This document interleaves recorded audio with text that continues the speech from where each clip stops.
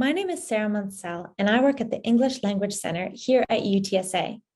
In this video series, I'm showing you how to complete your application for the International Graduate Pathway Program using the Liaison application portal. If at the end of this video series, you still have questions about your application, you can contact the English Language Center by calling 210-458-7677 or sending an email to englishlanguagecenter@utsa.edu. In the previous videos, I've showed you how to create your application and add a program, how to complete the personal information section, and how to complete the academic history section. In this video, I'll show you how to finish completing your application and then submit the application when you're finished and ready to submit. All right, let's get started. So we can start with supporting information. The first section is an acknowledgement, and you'll see a few different small paragraphs here.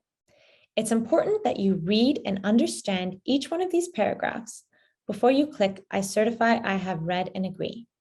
You need to agree to all of these statements in order to submit your application. When you've finished, you can press save and continue, and then you go on to documents. Here you'll see any required documents. You can press here to upload the document that's required. Okay, here I have TOEFL and IELTS test score report. Once you've completed this, you can move on to the program materials section. And here you'll see all the programs that you've added when you went up here to add program. Every program is going to have different requirements in this section, so make sure you pay careful attention to what your specific program requires. When you click on your program, you'll first see some information about your program and the admissions requirements. When you go to documents, you'll see what required documents are listed here, and then any optional documents. Once again, it's important to pay attention to what's required for your program, because every program is going to have different requirements. You can see here that there's a required statement of purpose for this program, for this application.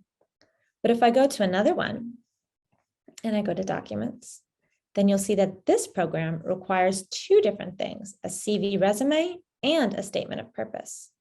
Okay, so make sure you're paying attention to what your program requires because every program is different.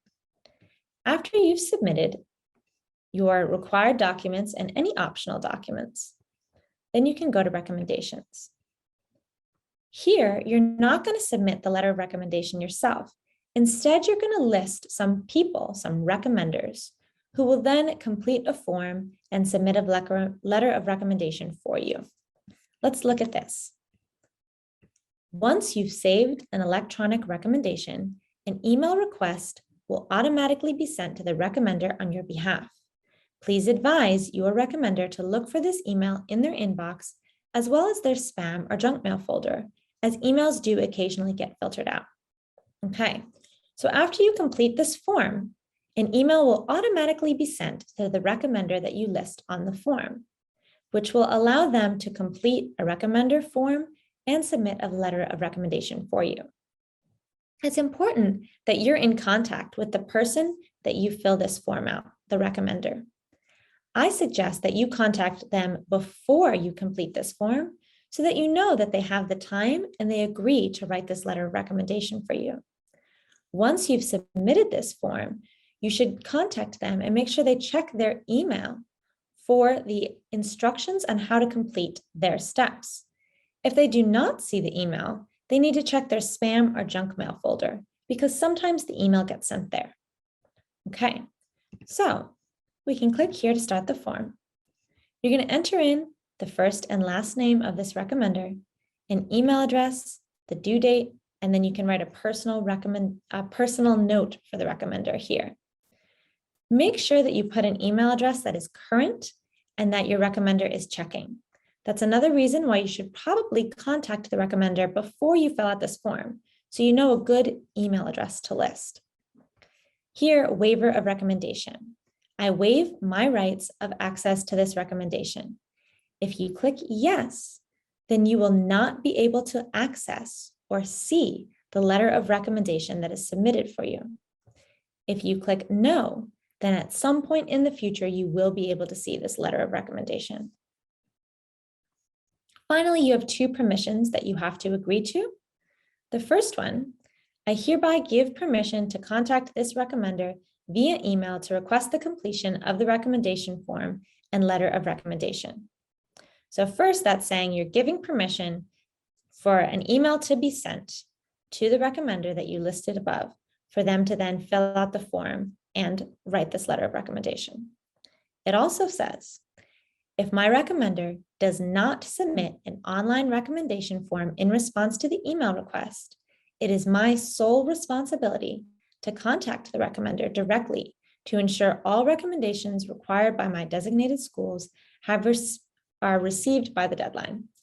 So what this means is that this application is not going to keep reminding your recommender to fill it out. It is your responsibility to stay in contact with this recommender and make sure they fill out whatever they need to complete before the deadlines.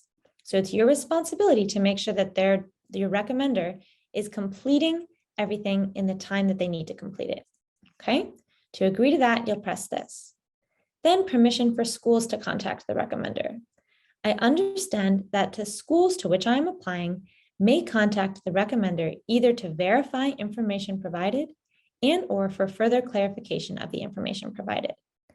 Here, you're giving permission for the university to contact your recommender to ask any further questions about their recommendation.